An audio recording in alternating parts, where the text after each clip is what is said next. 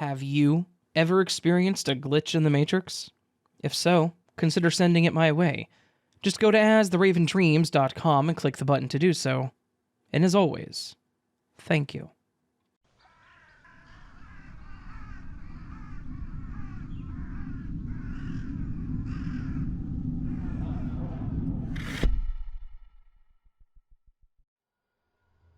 I jumped timelines in a car accident. So, this happened when I was fresh 18. I'm 24 now, and at the time I was living in Florida with my dad and stepmom. My now husband, boyfriend at the time, was in jail with no chance of getting out. The day of the accident, I had gotten into an argument with my dad. He told me that I had to leave the house. So the plan was that I was going to go stay at my boyfriend's parents' house until I could get on my feet. I left my dad's house in Florida, and I started on my way to Georgia. I did have this feeling saying not to go, and the signs were always there, but I just ignored them. Like when I stopped at the gas station and left my keys in the car for 2 hours. Still, those two guys who got through the window for me, bless them. They were working, doing Uber, and they stopped to help. Anyways, I was traveling back roads from Florida to Georgia. I made it to Albany when a wave of anger and sadness hit me. Maybe I knew what was about to happen. I just could not stop crying. When I noticed I passed the first stop sign at a four-way, I told myself that I had to slow down. But by the time the next four-way came, I turned to look out the driver window and saw an 18-wheeler coming for me. Now, this is where things go absolutely wrong. I remember vividly seeing an 18-wheeler approach me, my vision cut probably from the shock, so I never felt the sensation of being hit. But when I woke up, I was over half a mile and spun out down the road, and someone was trying to give me water. The space between the driver's side door and the middle console was about 1.5 inches. That's where I was sitting, so when the EMTs came, they had to pull me out of the passenger side door. It wasn't until I got on the stretcher that I felt everything, and I couldn't breathe. On the way to the hospital in Albany, I just remember saying, "I can't breathe," 1,000 times. When I got to the hospital, they immediately put me in the SICU because I had a hole the size of a softball in my lung, and the glass was sitting in it. My pelvis, tailbone, and entire left side of my ribcage was broken. I remember telling the nurse to call my mom, my dad, my in-laws. My mom lived in Louisiana at the time, but she drove from Louisiana to Georgia. That was all I heard before going to sleep in the SICU. The next cognitive memory that I have is waking up, and my mom being there. I had apparently slept for 3 days, and was still in the SICU. When I woke up, the doctor and the nurse came in and let me know that my lung had closed up miraculously overnight, seemingly, and that my fractures weren't too bad to heal from, and that I was lucky to be alive. I asked about the glass in my lungs. The doctor didn't know what I was talking about. I asked about the broken ribs, pelvis, and tailbone, and he said they had always been fractures. I asked about the accident, and it wasn't an 18-wheeler. It was a Dodge Ram with a massive grille in the front. I was just in shock at this point. I spent 11 total days in the hospital. It was difficult to walk with the fractures, and I stayed with my mother for a month while I recovered. That is, until, somehow, my now husband was eligible for bond. I never asked questions. I moved in with him the same day that he was released, and we've been married ever since August of 2016. Minor things are different now and then. My mom doesn't remember a lot of what I did growing up, but my father, in this new reality, had a terminal illness. He'd gotten aplastic anemia, which very quickly turned into leukemia, and he died within 7 months. That breaks me. It was extremely fast onset, and it makes me beg the question, was it a life for a life? I probably died. Once, if not twice. And to restore balance, a life had to be taken.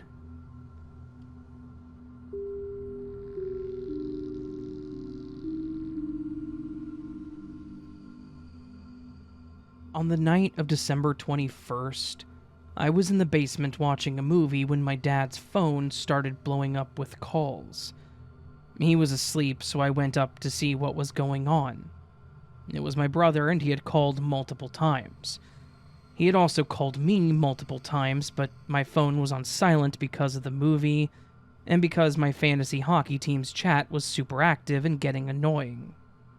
I called him back, and he said that he had been in an accident, and that he thought he was going to get a DUI. He was coming home from out of state, and I'm still not sure of the details. I guess that he had pulled off into a truck stop and police saw him not go through the wait station, so they stopped him. And at some point, he accidentally backed into a big rig. Nothing happened with actually backing up into the truck, just minor damage on his end, but he refused the field test and opted for a blood test, which he got, and he also got to spend a night and a half a day in jail.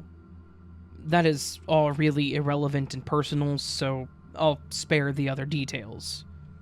Anyways, a week later, my dad gets a call from a random number. The person on the other end says, "Dad, I was in an accident." He said it sounded just like him. After some frantic calling, which he never picked up, we finally got a hold of his friend who knew where he would be working construction that day. My dad and my other brother decided to drive out there to see if they could find any sign of him in his truck. Remember, his previous accident is still fresh in everyone's head, so everyone was in a state of panic. They finally get to the job site and see him there. He has no idea what they're talking about when they tell him that they got a call from him saying he was just in an accident. He had not been in an accident, and had just been working all that morning. We were all baffled by what happened. Who called my dad's phone? The number just disconnects when called, but it's associated with the local mortgage company. Was it someone playing a prank? Was someone else actually in an incident and dialed the wrong number? Why did it sound like my brother?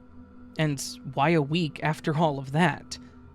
We all find this extremely disturbing with the timings, so I guess that's my glitch. I'm not sure what to make of it, but I find myself entertaining the idea that it was a call from a different timeline or something. Also, I wasn't sure about adding this, but maybe this will just add to the strangeness. 7 years ago to the week, I saw a major car accident from a police chase, and then 2 years after that, which would be that same December week, I got into an accident with someone that same brother knew. It ended amicably, but the girl I hit said, "These things always seem to happen during the holidays," because she had also been in an accident around that same exact time a year or so prior. Maybe this is all a bunch of coincidences, but I feel like that's a few too many.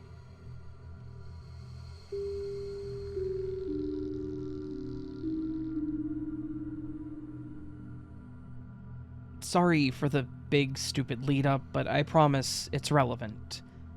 I work at a distribution center / packing plant for an advertising company.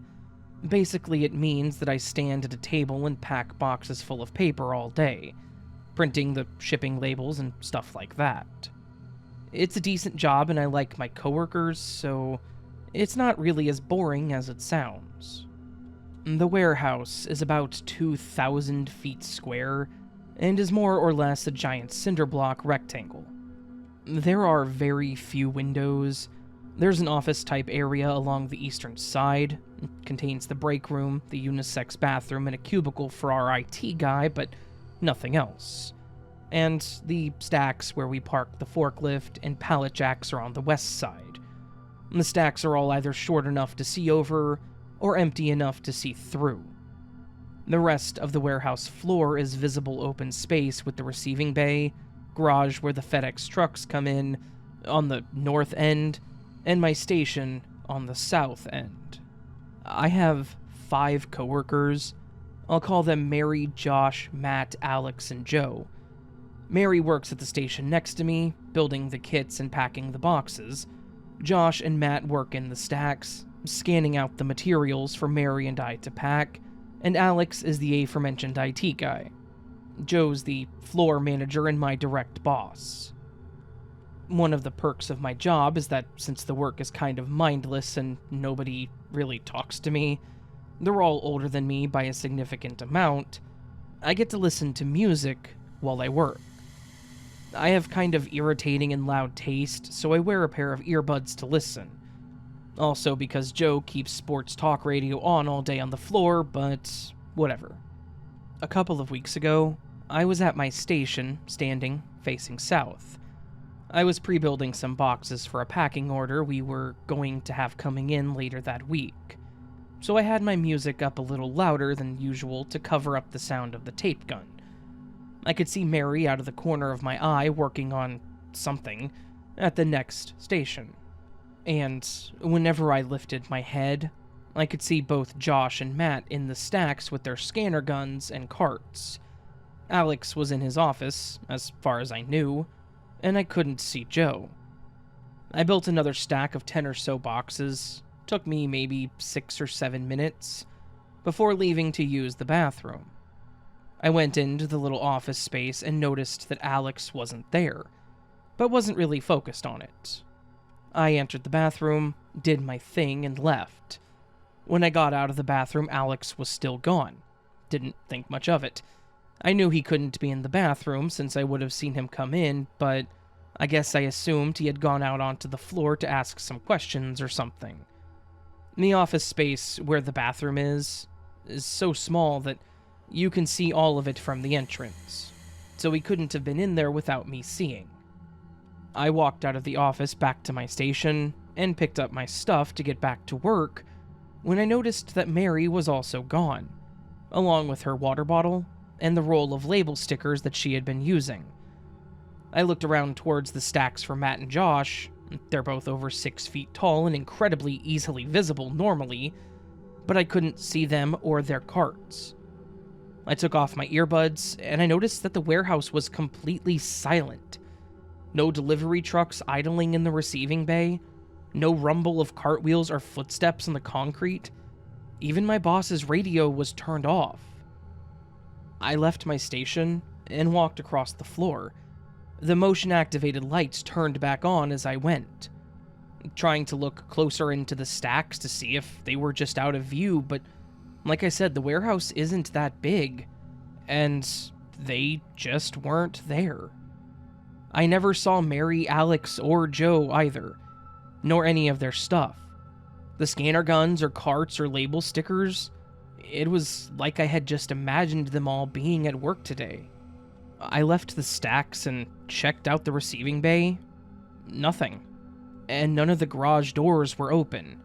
Break room? Also nothing. It was around 3 p.m. Everyone eats at around noon and we all clock out at 4. So they hadn't all somehow gone to lunch without me noticing. By this point, I had done a complete loop of the entire warehouse, outright calling out for people as I went, and all of my coworkers just seemed to have fallen off the face of the earth. Obviously, I was creeped out, but I'd have been leaving in less than an hour anyways, so I just kind of got back to work. I put my music back on and went back to building boxes. I turned my music up loud just to have the noise.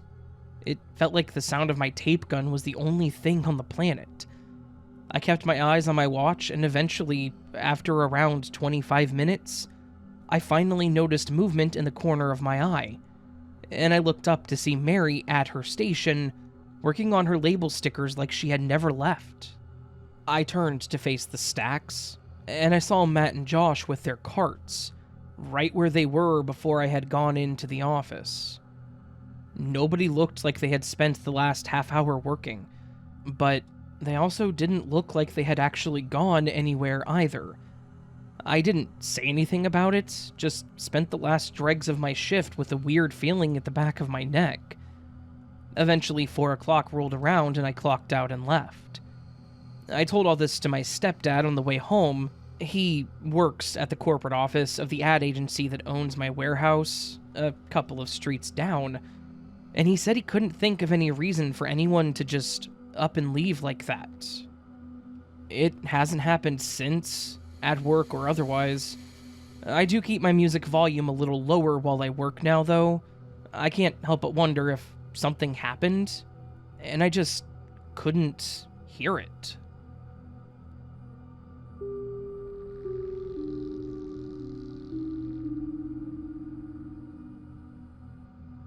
This happened last week.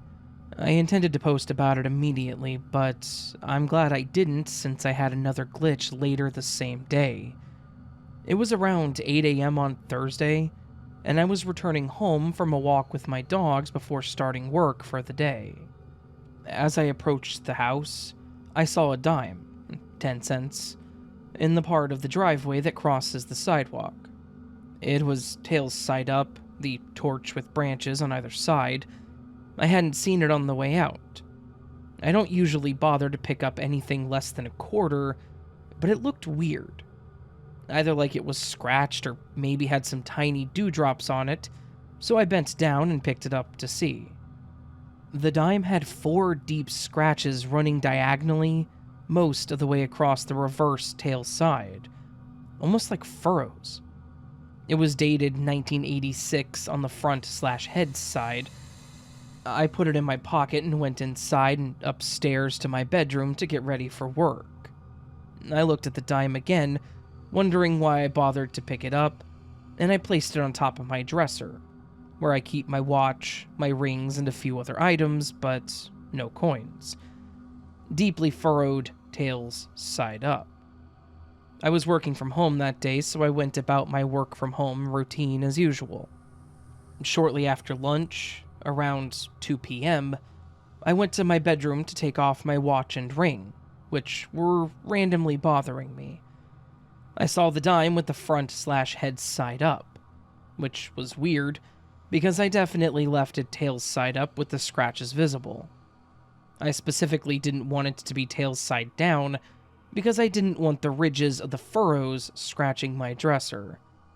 I picked it up, flipped it over, and the tail side was a normal dime. No scratches. I checked and the front side was still 1986. The scratches were literally the only reason I picked this dime up in the first place. I wasn't alone in the house. My wife and dogs were there, but I hadn't mentioned the dime, and my wife isn't in the habit of touching stuff on my dresser. I wasn't on any substance, I wasn't sick, and it was otherwise a totally normal weekday. The dime just seemed to heal itself sometime between 8:30 a.m. and 2 p.m. I did discuss the dime with my wife, and she confirmed that she wasn't anywhere near my dresser, which is in my closet. And just to add at the end here, see 2 glitches in a single day, part 2, the teleporting dog, for the event, seemingly unrelated to the dime, that occurred about an hour later, which will be immediately after this 8-second sound effect that I play in between my stories.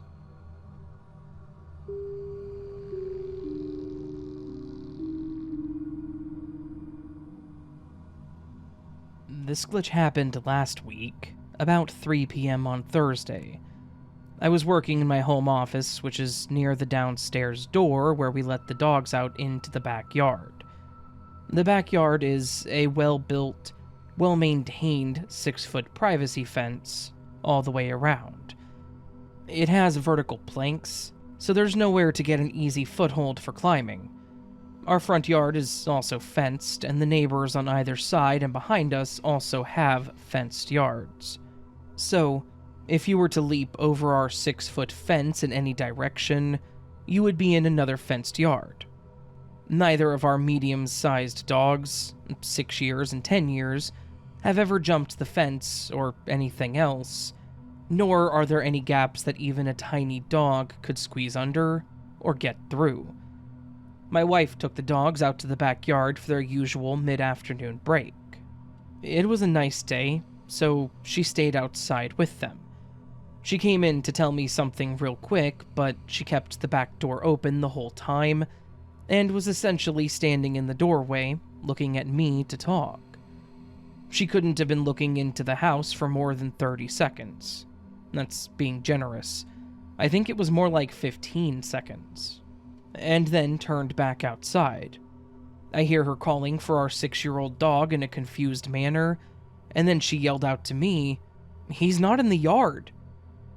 I ran out back and he wasn't there. I opened the gate and ran into the front yard, out the front gate, and into the street. And I saw him 2 houses up the street, sniffing a tree in a neighbor's front yard, about 210 feet or 64 meters from our backyard.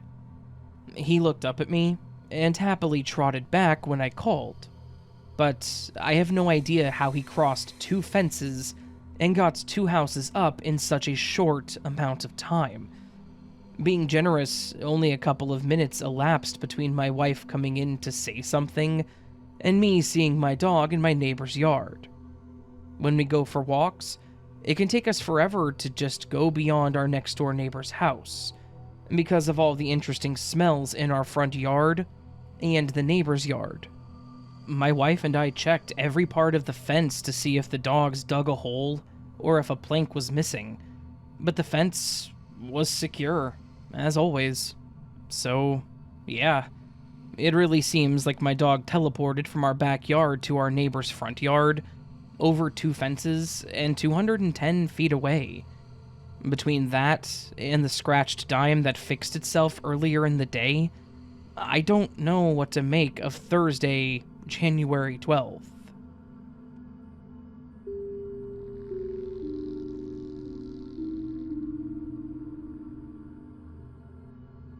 I posted this on another subreddit, and it got some attention and brought up a lot of discussion, so I was sent here. This took place about a year ago. I've had a weird one that stuck with me for a while. I don't really know how to make sense of it, but I honestly have accepted that I'm not going to be able to figure it out. It was a normal day at home, on my day off. I had just bought my house like 3 months ago, and was still getting used to it. I sat down on my sectional in my living room watching TV. I had just made some clam chowder, literally my favorite, and I had set it in front of me while I put on South Park since it's my comfort show, and this was probably around noon. It was bright out, and the house was lit up through the blinds. This is where I get goosebumps. I cannot, for the life of me, remember what happened next. It was 7:42 p.m. It was like a snap of someone's fingers and the world moved on without me. South Park was still on, definitely not near the episode that I started on, which was the episode about Yelpers. And my food was still untouched where I left it. I just wasn't sitting up anymore.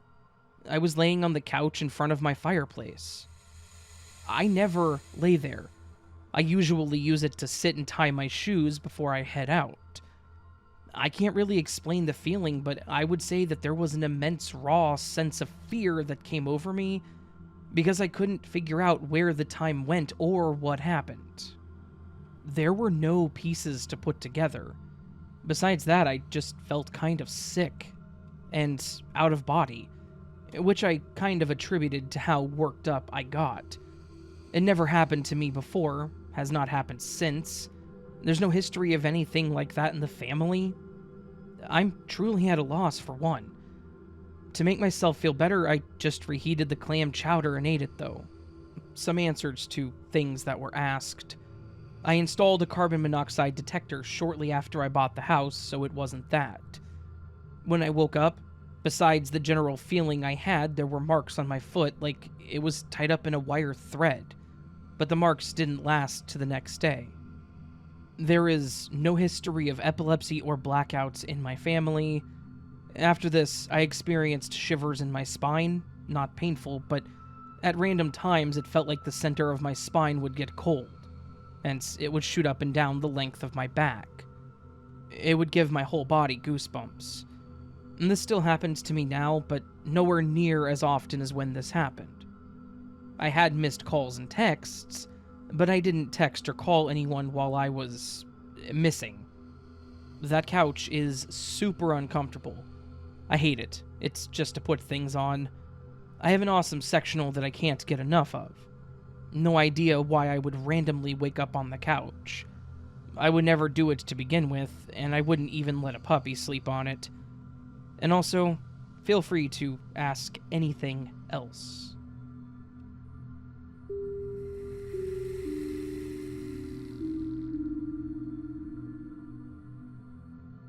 This happened a few months back, and we are still weirded out. It just makes 0 sense, unless it glitched. I'm pretty habitual when it comes to my shoes. I hate wearing them, and if walking around barefoot wasn't so gross and dangerous, I would do it every chance I got. They're the first thing to get yanked off when I walk in, besides my bra.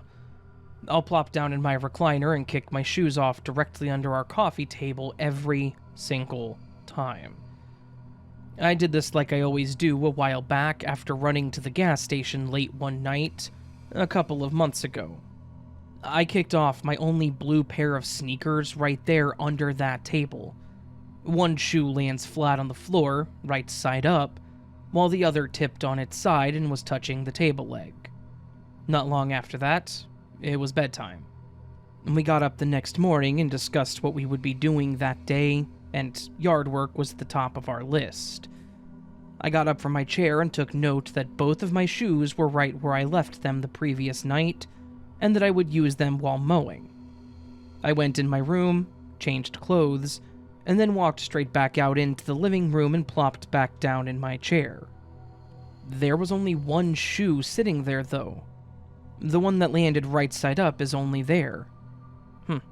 Odd. I go ahead and slip it on. So, I then immediately get down on all fours and look under the couch. It reclines so my shoes get shut up under there sometimes. No dice. I stood back up and walked around the back side of the couch. Nada. I try looking under the opposite end of the couch where my husband always sits. Nothing there either. I'm starting to get frustrated because my husband is dressed and headed outside, but I'm not ready. He noticed me getting flustered and asked what's up. It's my damn shoes. I kicked them off right here last night and even noticed them before I changed a minute ago, but one's missing now? He cocks his head. Yeah, you're right. I just walked right by them myself not 5 minutes ago. I know they were both there, but did you check under your... I squint. Yes, of course, I checked under the couch. I've looked all around and underneath.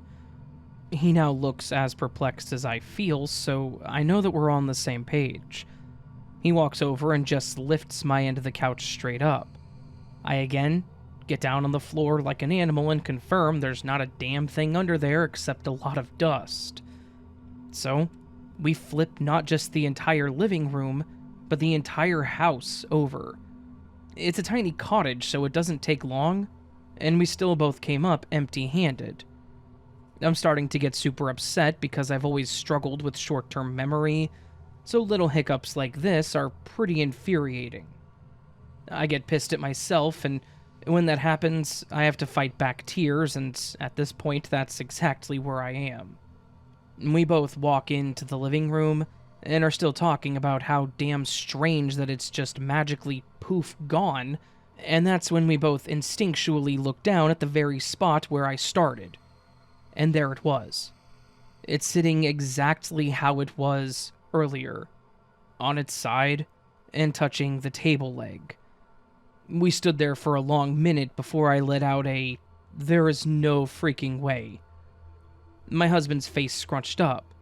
I mean, you got down there many times. You were literally just there. You would have been sitting directly on top of it. What the hell? So, I put my weird shoe on and stared at it for a few seconds, I mean, it just glitched, I guess.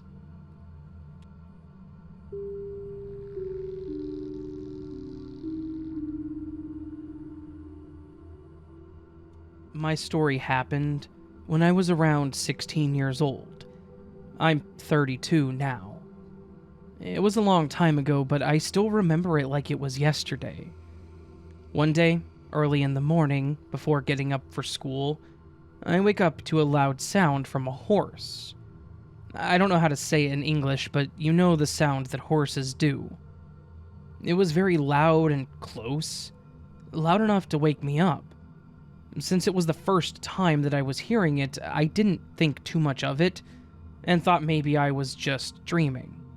Then, during the course of the day when I was at school in the middle of class, I heard it again.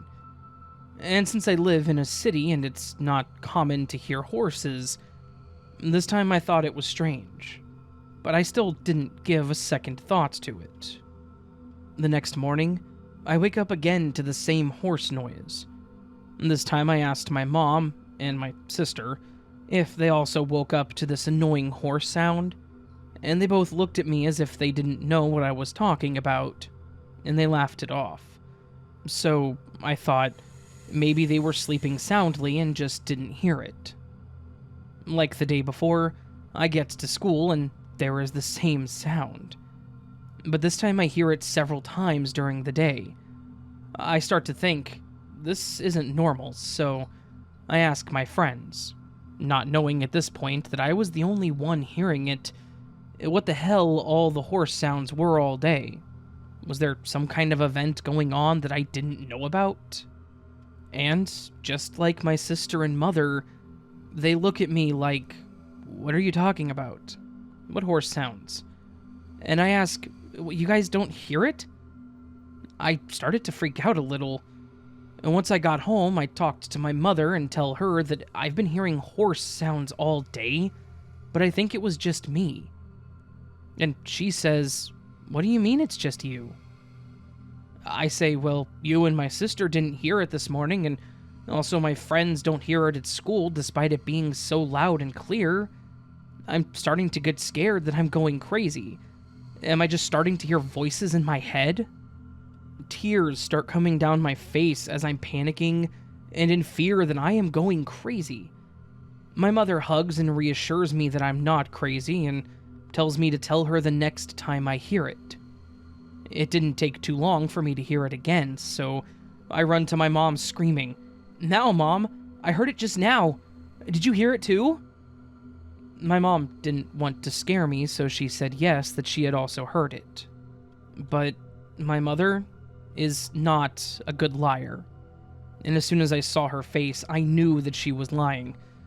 She started to get worried but didn't want to scare me, but I could see it on her face.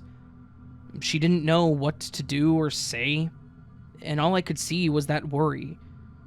This went on for almost a week, and every time I heard the sound, I would start crying and cover my ears in a panic. And then, after a week, it stopped. Just like that. 16 years later, and I've never heard it again.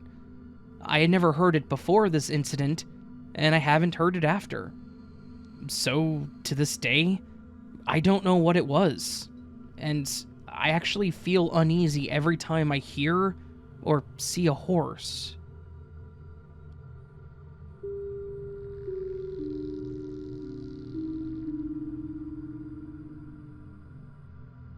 I was told to post this here, so I hope it's interesting. This happened many, many years ago, but I've been telling the story ever since, and I thought it would be fun to share and hear what people think really happened. So let's start the story. I was visiting stores with a dear friend of mine on a weekend. We hadn't seen each other in quite some time. We didn't go to the same school. We were on our last year, 17 and 18. So we were very loudly catching up and just talking non-stop.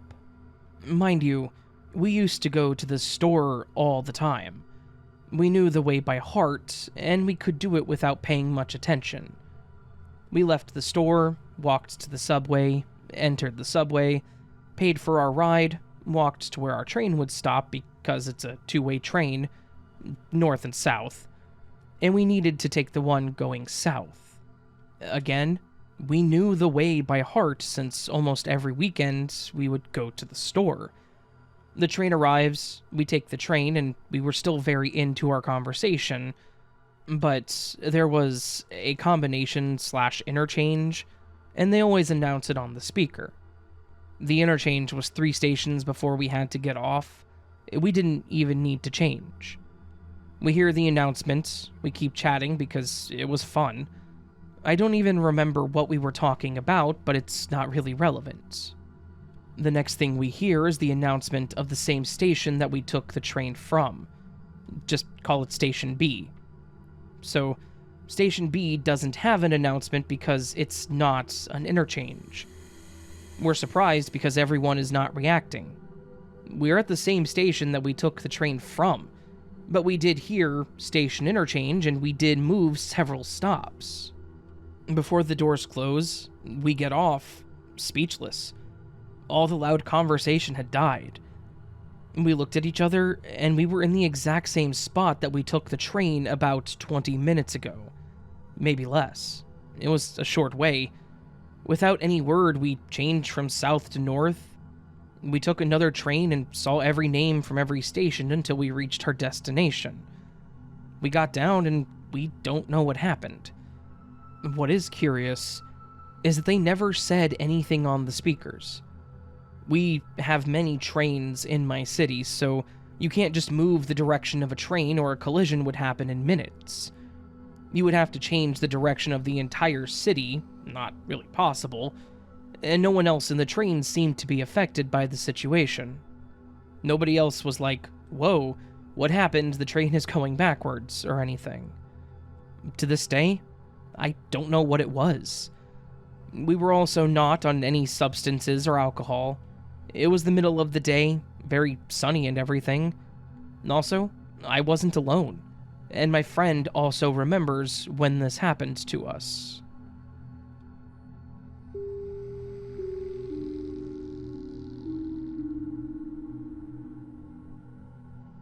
This actually happened, and everyone around me thinks that I'm making it up, or I'm just not remembering it right. It's difficult to explain and give a mental picture of the situation, but I'll do my best. Every Monday, I have an hour lunch break where I drive a mile down the main road to a plaza with a McDonald's. It's important to note that my place of employment is also on this main road, sitting on the corner of it, and a dead-end residential road. There's also a church across from my workplace on this residential road. I was eating my lunch in the parking lot of the plaza like I do every Monday.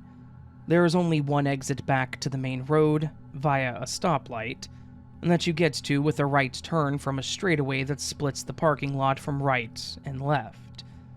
I was coming perpendicular to the straightaway from a parking aisle when a car pulls up on the straightaway.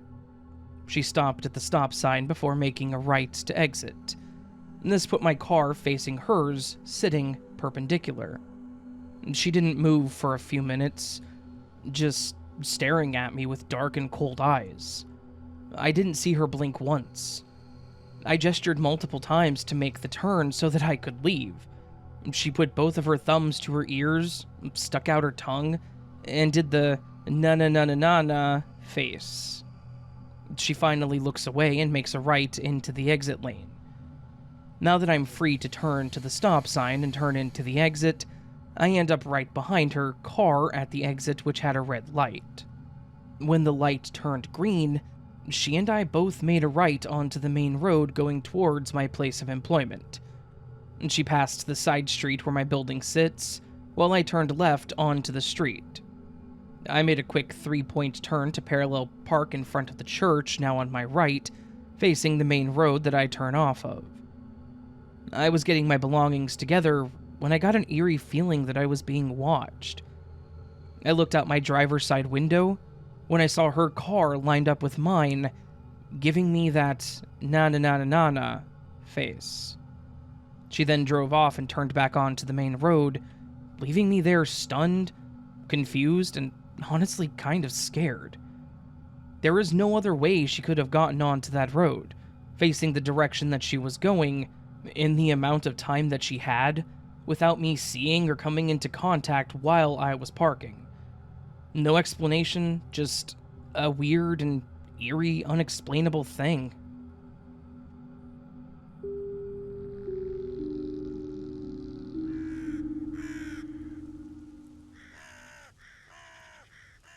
Well, hello there, friends. I hope you're all having a beautiful Monday, and I hope that you enjoyed this collection of Glitch in the Matrix stories. A collection of stories that show just how broken, misguided,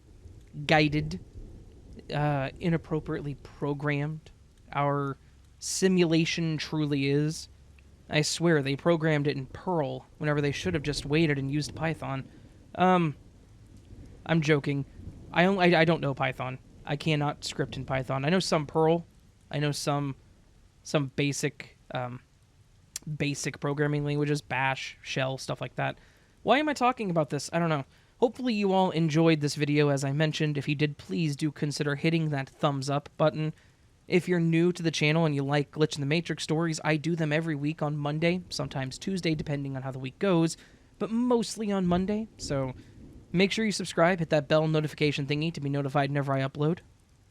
I do glitches on Mondays, but I do other stories on Wednesdays and Saturdays, so there's something for everybody.